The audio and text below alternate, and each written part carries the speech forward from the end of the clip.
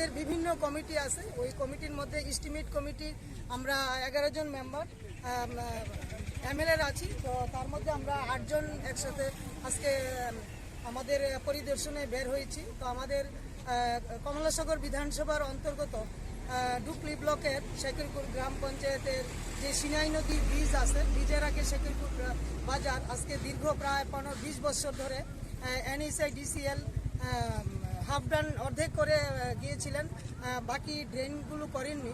তো আজকে আমাদের যেই কিছুদিন আগে যে কমিটি হয়েছে, তো আমাদের রাজ্যের জনপ্রিয় মুখ্যমন্ত্রী শ্রদ্ধেয় ডক্টর প্রফেসর মানিক সাহাজির আমাকে যে গুরু দায়িত্ব দিয়েছেন যে এস্টিমেট কমিটির চেয়ারম্যান হিসাবে, সেই চেয়ারম্যান হিসাবে আজকে আমরা প্রথম বা আমার এস্টিমেট কমিটি প্রথম আজকে আমরা নতুন ফিনান্সিয়াল ইয়ারে আমরা বের হয়েছি।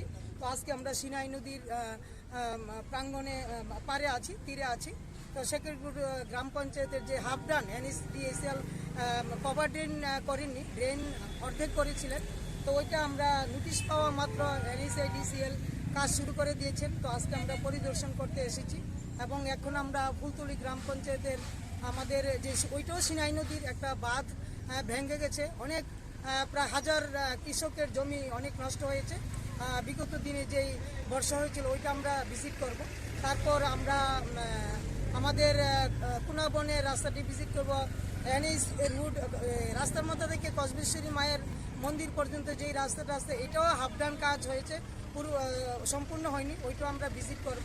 তারপর আমরা সোনামুড়া যাব, তারপর আমরা জম্পুইজলা গোলাঘাটি কনস্টিটিউয়েন্সি আমরা আজকে বিভিন্ন উন্নয়নমূলক কাজ যেগুলো হচ্ছে এবং হাফ ডান অবস্থায় আছে ওইগুলো আমরা ভিজিট করব। আজকে ভিজিটে আপনার সাথে কে কে আছে? আজকে আমাদের ভিজিটের সাথে আমরা আমাদের যে কমিটি, এই কমিটিতে আমরা সর্বদলের আছি। আমরা ভারতীয় জনতা পার্টি দল, তিপ্রা মথা, CPIM-এর বিধায়কও আছেন। তো আমরা মোট 8 জন বিধায়ক, 11 জনের কমিটি, আমরা 8 জন এসেছি। আমাদের শ্রদ্ধা বাদারঘাট বিধানসভার দিদি আছেন মিনা দিদি, এবং আমাদের সুরমা বিধানসভার স্বপ্না দাস দিদি আছেন, এবং আমাদের রাজনগর বিধানসভার স্বপ্না মজুমদার দিদিও আছেন, বিশ্বজিৎ কলুই দাদা আছেন জম্পুজলা থেকে, এবং আমাদের মধ্যে মানব দা বর্মা দাদা আছেন, তারপর নির্মল বিশ্বাস দাদা আছেন, তারপর আমাদের আসেন। প্রত্যেকের জীবনের স্বপ্ন থাকে পড়াশোনা শেষ করে কর্মজীবনে প্রতিষ্ঠা পাবার। এই দিক দিয়ে আমি সফল শুধুমাত্র একটি কারণে, সেটা হলো আমার কলেজ টিপস, যেখান থেকে গ্র্যাজুয়েশন কমপ্লিট করে উচ্চতর শিক্ষা নিয়ে আজ আমি সফলভাবে প্রতিষ্ঠিত। টিপসে পড়াশোনা ছাড়াও নিজেদের কেরিয়ারে কিভাবে অনেক বেশি মাত্রায় সুযোগ পাওয়া যায় তার সবকিছুই হাতে কলমে শেখানো হয়।